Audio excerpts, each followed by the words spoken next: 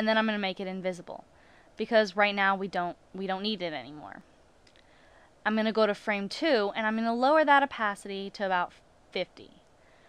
Now I'm here on frame 3 and I'm going to erase the legs again.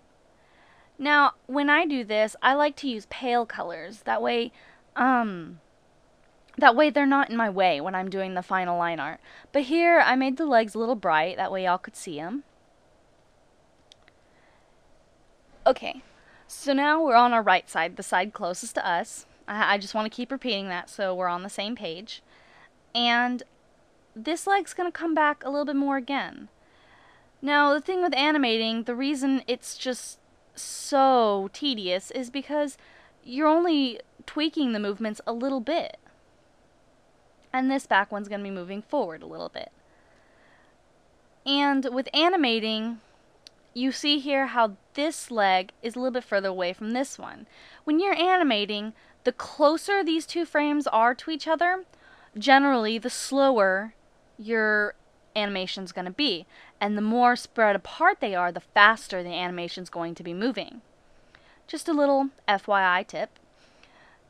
And here, we're going for this blue left side, the side furthest away from us.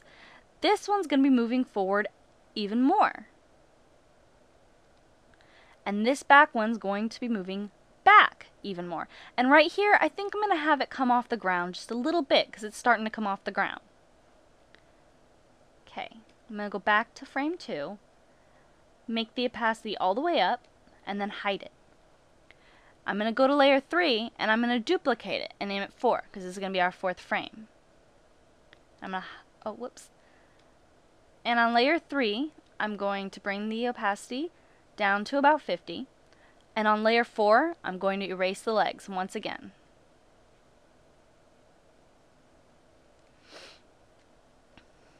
Okay. So now what we're going to do here is we're going to pull the front back a little bit more. And we're going to bring this leg forward a little bit more. And it's going to hover just above the ground because it's just about to touch. And I'm going to go to the blue left side legs, which is the side furthest away from us. And now this one is off the ground now, this back leg here. And this front leg's going to start outstretching a little bit, because that one's getting ready to touch the ground. Okay, I'm going to go back to layer 3 and bring the opacity up to 100 and hide it. I'm going to duplicate layer 4 and call it layer 5 because we're on our 5th frame. And I'm going to go back to layer 4 and bring the opacity down to about 50. Go back to layer 5 and we're going to erase the legs again. Notice we are repeating a lot of steps.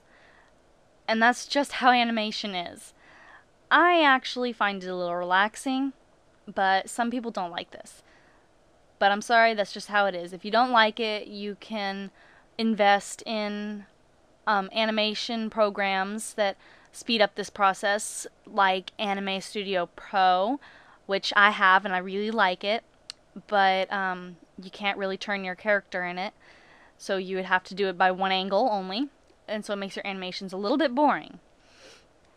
Or you can do Flash MX, which I don't like that because a lot of the coloring qualities, I don't know. If I do use Flash MX, I draw the frames in Photoshop first, so it wouldn't even really matter. Okay, so on here, we're doing the right side in green, side closest to us, and now on this one, we're going to pull this leg a little bit back again, and this back leg is going to finally touch the ground and just meet with that front leg.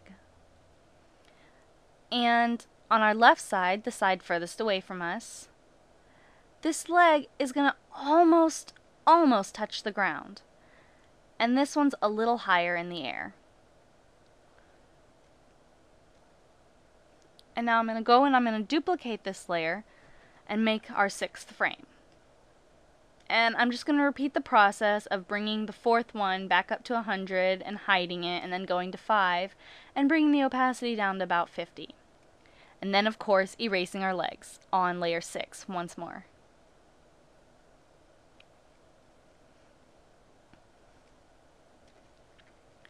Okay, I'm here on the right side once more, and side closest to us, and this one really isn't going to move much, if at all. If it's going to move at all, it's not going to move a lot. This frame is mainly just for our left side, the side furthest away from us, because on this one, our paw is now touching the ground and being stepped on. All her weight's being put on that front paw now, and this back leg's just going to come up a little bit more, just for the sake of having a little bit of movement. And again, we're going to repeat our process, bringing 5 up to 100, making it disappear. 6, we're going to duplicate and call it 7. And we're going to bring layer 6's opacity down to about 50 and erase the legs once again. A lot of repeating steps.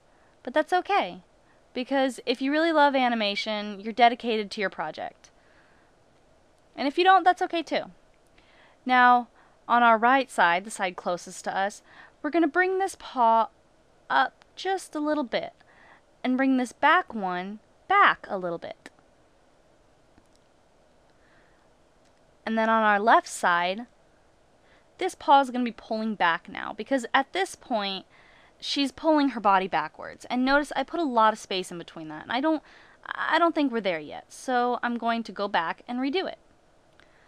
And this back one's going to be pulling forward a little bit more.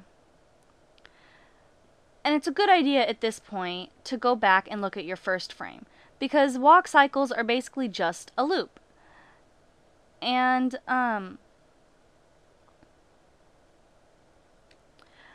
so it's always going to come back to the first layer. I'm going to bring that opacity down so I can see it a little bit better and make 6 to go away.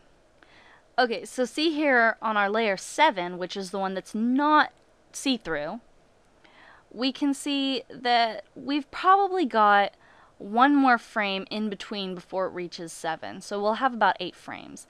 And you always want it to meet up with this first one because, again, walk cycles are loops. Now, if you're doing a cartoon, your character's obviously going to be moving forward, and that's a little bit different depending on if you want your background stationary or not. But again, that'll be in another tutorial. So I'm going to make number 1 go away, and I'm going to go back to 7. And I'm going to come here to 6, bring the opacity all the way back up, make it disappear. 7, I'm going to duplicate it and call it 8, and hopefully this will be our last frame. And I'm going to go back to 7, bring the opacity about to 50, and then on layer 8, I'm going to erase the legs again.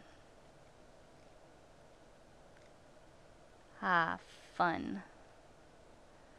Okay, so the right side, which is in green and closest to us, we're going to bring those legs up a little bit more. And I just realized that since I think 8 is going to be our final one, I'm not going to use 7 as our onion skin previous frame. I'm going to make 7 go away. And I'm going to come here to layer 1. And I'm going to have that one be our onion skin. Because really, since it's a loop, it's going to meet up with that anyway. And you know what? I might even have 7 here just for the heck of it. Just so I can kind of get an idea. And so here on 8, with our green, we know that frame 1, our right side green paw is going to be all the way forward. So here on 7, it's just bending. So on 8, I'm going to do a little in-between paw, and it's going to be outstretched just a little bit. Now what I'm doing can technically be considered tweening. And tweening is just where you add a frame in between 2 frames to smooth it out a little bit. That's technically what I'm doing, but you know, you don't have to call it that.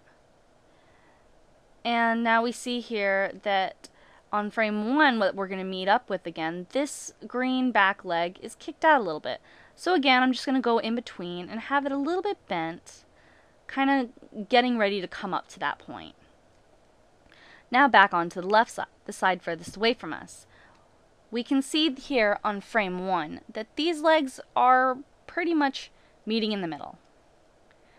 So I'm going to do for the front a little in between, right there, and there.